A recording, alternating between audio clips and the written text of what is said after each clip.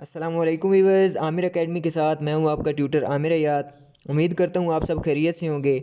आज का हमारा लेक्चर 9th क्लास की फ़िज़िक्स के unit number 1 physical quantities and measurement का टॉपिक साइंटिफिक नोटेशन या साइंसी तरकीब है।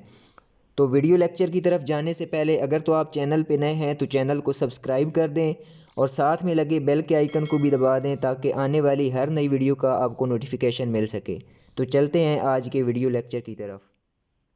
तो वीवर्स, जैसा कि प्रीवियस लेक्चर प्रीफिक्सेस में हमने पढ़ा था कि फ़िज़िक्स में हमारा वास्ता इंतहाई बड़ी या इंतहाई छोटी मिकदारों के साथ पढ़ता रहता है।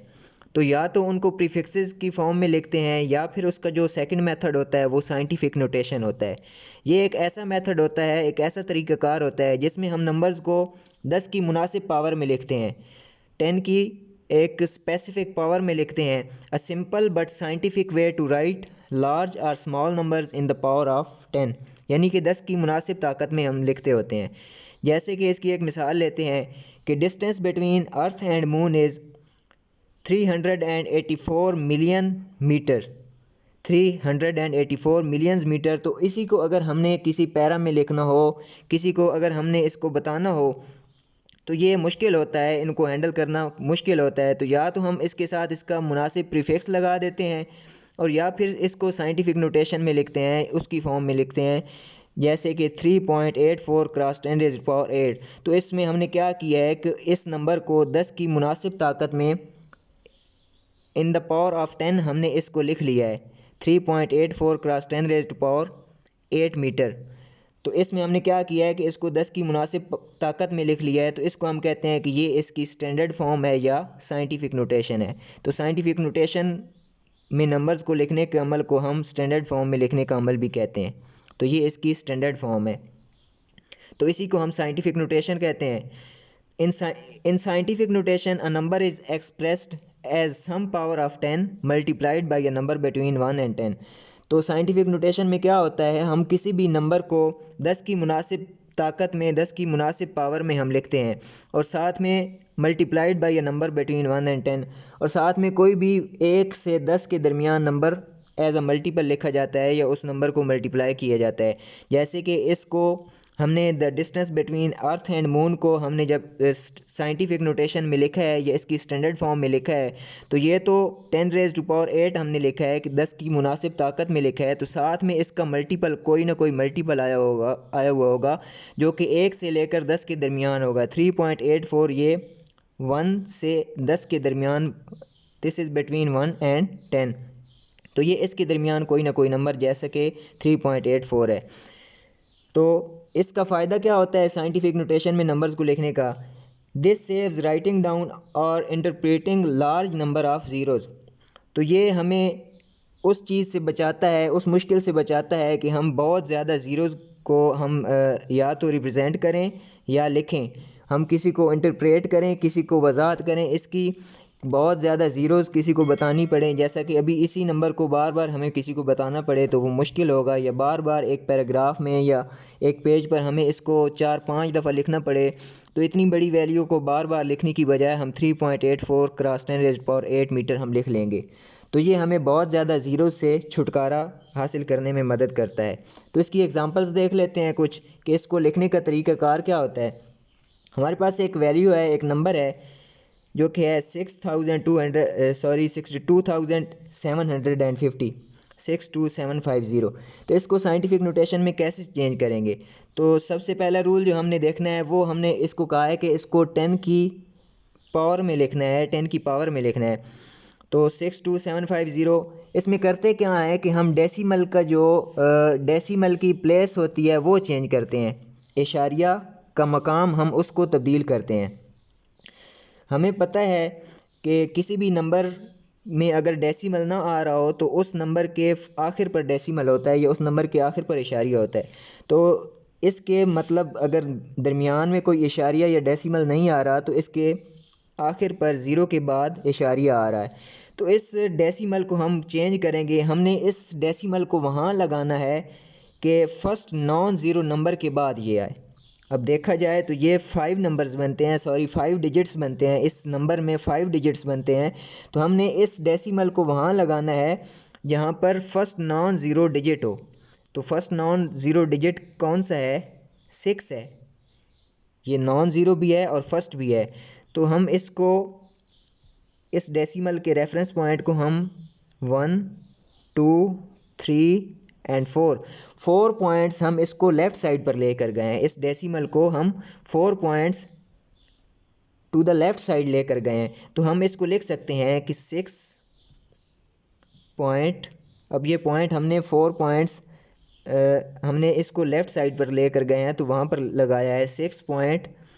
अब जितने पॉइंट्स हम लेकर गए हैं, अगर तो हम डेसिमल को लेफ़्ट साइड पर लेकर जा रहे हैं तो हम 10 की पावर जो लिखेंगे 6.275, ये नॉन ज़ीरो जितने भी नंबर्स आ रहे होंगे वो हम ऐसे ही लिखेंगे, पॉइंट के बाद या डेसिमल के बाद वो नंबर्स ऐसे ही लिखेंगे क्रॉस 10 रेज़्ड पावर। ज़ीरो को लिखने की यहाँ पर ज़रूरत नहीं होती। तो जितने हमने दर्जे या जितने पॉइंट्स हमने डेसिमल को डिस्प्लेस किया है, इसको हम लेफ़्ट साइड पर लेकर गए हैं, उतनी इसकी पावर जो है वो प्लस में आएगी। अगर हम लेफ़्ट साइड पर डेसिमल को लेकर जाते हैं तो 10 की ताकत जो होगी वो जमा में आएगी, मुस्बित आएगी। तो इसको 4 दर्जे लेकर गए हैं तो 10 की ताकत 4 या 10 रेज़्ड पावर 4 आएगा। अब इसको ऐसे भी लिख सकते हैं। तो सबसे जो एफिशिएंट वे होता है वो ये होता है कि फ़र्स्ट नॉन ज़ीरो डिजिट के बाद डेसिमल आए। तो ये इसकी स्टैंडर्ड फॉर्म है।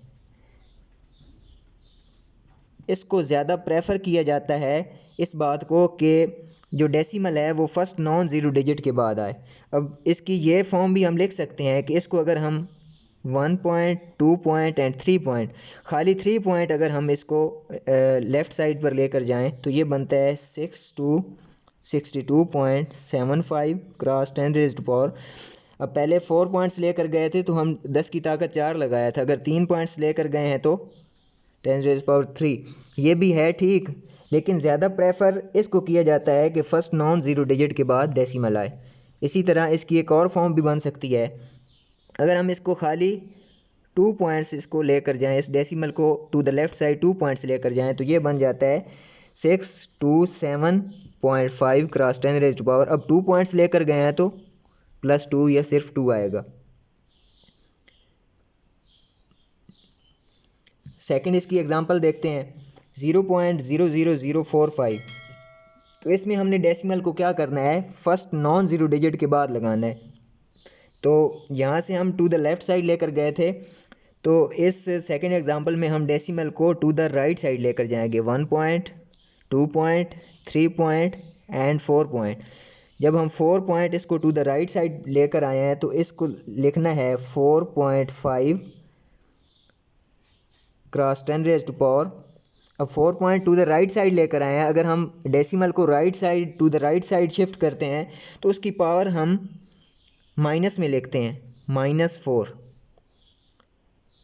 इसी तरह अगर इसको एक और पॉइंट इधर लेकर आएँ 5 पॉइंट, चूँकि हमने इसको नॉन ज़ीरो डिजिट के बाद लगाना है, यहाँ तो हम लगा नहीं सकते 0.00, फिर भी वो डेसिमल से पहले क्या है कि ज़ीरो ही आएगा। तो डेसिमल से पहले क्या होना चाहिए, नॉन ज़ीरो डिजिट होना चाहिए।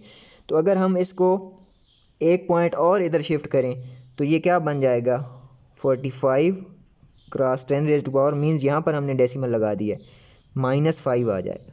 तो इसी तरह इसकी थर्ड एग्जांपल देखते हैं। तो ये है 64 लाख मीटर। तो इसको हम क्या करते हैं, तो इसका अगर डेसिमल नहीं दिया गया तो वो एंड पर डेसिमल होगा। तो इसको हमने क्या करना है कि फ़र्स्ट नॉन ज़ीरो डिजिट के बाद डेसिमल को शिफ्ट करना है। तो इसको 1 पॉइंट, 2 पॉइंट, 3, 4, 5, तो यहाँ पर 5 के बाद भी हम लगा सकते हैं और 6 के बाद भी लगा सकते हैं।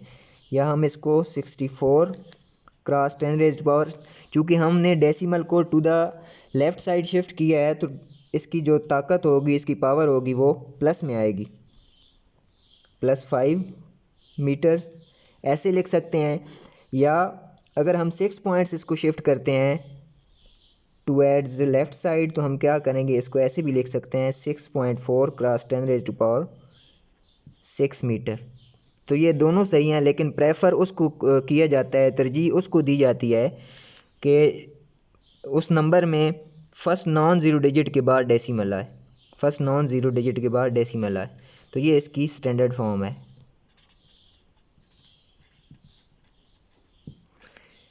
इसी तरह इसकी फोर्थ वन एग्जांपल देखते हैं, तो ये है 0.0000000016 ग्राम्स।